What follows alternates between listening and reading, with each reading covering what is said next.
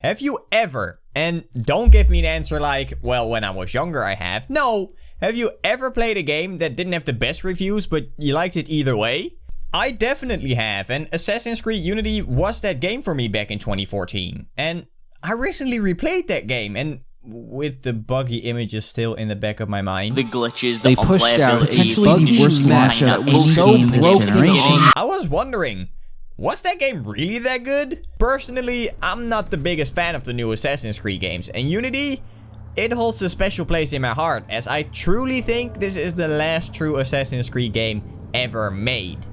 I mean, yeah, there was Syndicate, and in fact that game was largely better reviewed and truly very enjoyable, but it kind of fell into the, it's an Assassin's Creed game, but it would do very well without the Assassin's Creed name. No hard feelings, I love Black Flag. So, Unity. You play as a single character named Arno Dorian in a beautiful recreation of Paris during the French Revolution in 1789, which genuinely is beautiful. There are certain things like the low resolution LED textures that really show the game is dated, but we have to keep in mind that this game is over 5 years old now. The recreation of the city is so well done that Ubisoft actually gave the game away when the Notre Dame was aflame, so we could still admire its architecture in the game. That is not only noble of Ubisoft to do, it also shows their confidence that they have in their graphical fidelity for this game. Well done, Caroline Muse, if I pronounce that correctly. But there of course is more than just the Notre Dame in this game. Like the massive amount of NPCs gathering around the city. First time meeting these demonstrating groups is really cool, but after a while they just get stuck in your way. Fortunately, it's an Assassin's Creed game, so there's a solution. Climbing! In this game, they added a brand new parkour mechanic, and while it's definitely better and more fluid than ever before, and especially the downscaling of buildings is really nice, it really is far from perfect. In old fashion, Arno just from time to time refuses to do what you want, and this is still frustrating as hell. Ga naar binnen, Arno! You could also customize Arno, and while this is pretty fun, the creep point system made it somewhat tedious. Gameplay then. It is simply more Assassin's Creed with some minor implementation of sneak mechanics. For the first time ever in the Assassin's Creed series, there was a crouch and sneak button. It is as basic as it gets, however, and to be fair, sneaking just didn't feel right half of the time. When the automatic covering system worked, it was honestly very cool, but I had it happen far too many times that you think you're in cover, and then a guard just turns you out and spots you regardless, alerting everyone else. Which brings me to the combat mechanics. Yes!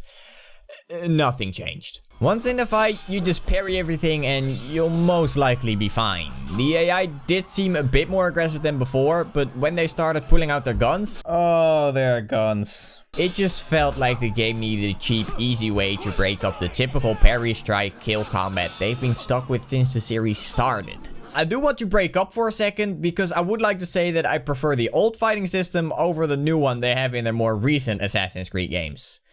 They just implement it wrong. Look at Batman, for instance. That's how it's done. Now we shitted on the game a bunch. What's actually good about it? I'm glad you asked. You didn't, but... The one thing that made this game completely different is the increase of the amazing sneak and follow whoever the fuck missions. Nah, I'm of course kidding. This game has really cool, hugely open sandbox missions. This is actually well designed. When you need to assassinate someone, you just get given a massive playing field that kind of reminded me personally of Hitman. You're completely free in how you want to tackle these objectives, as long as you get it done. You either sneak in through a window or snag a key somewhere so you can open that one convenient door, or you just go in and kill everything that attempts to stop you and move on. Now, when nearing the end of the game, I was done with looking at Arno's face when he plotted out some of the options of assassination, but when you took the time, plotted out your attack, and pull off a sweet assassination, it feels great. On to the story then. And boy, this is going to be a little rough. The game starts out in 1307. A Templar castle is being attacked, you have to secure a sword and a book, you get assassinated, while the guy dies, and to this day, I have no clue what this intro sequence had to do with the entire game at all. We beam to Versailles where you play as little Arno. His objective? Stay seated in this chair till your father is back. Arno, however, is a mad lad and goes out to steal an apple with Elise, after which he typically finds his father dead at, you guessed it, the chair.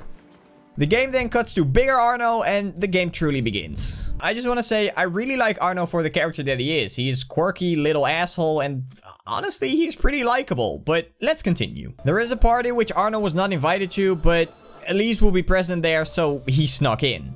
He gets framed on that party for the murder on Monsieur de Lasserre, the father of Elise and the adoptive father of Arno, which then typically he goes on a manhunt to find the real murderer.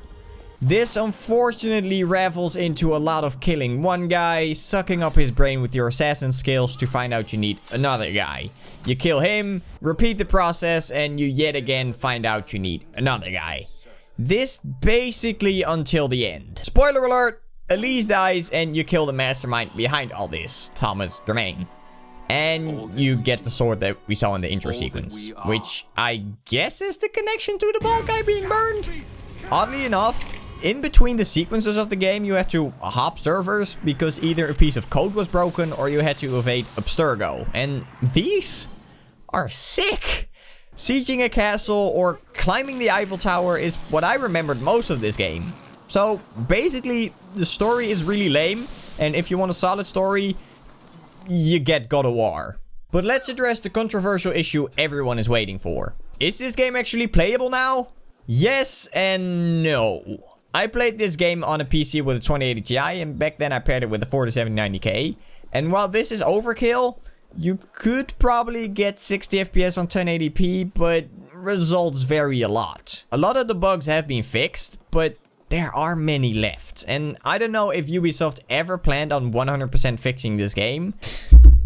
I mean, they clearly didn't. But it just feels left behind, which is a shame because the story might, let's just say, not be great, but the core gameplay is not that bad. All I can say for Unity is if you ever have a little spare time and you want to tackle the older style Assassin's Creed games, Unity sure is fun. It's beautiful, and as long as you don't care too much about an intense story, you'll surely enjoy it. Beware though, because from time to time you just need to dig through some garbage. So, was Unity as good as I remembered? It was definitely not, but my expectations were probably a lot less high when I was younger.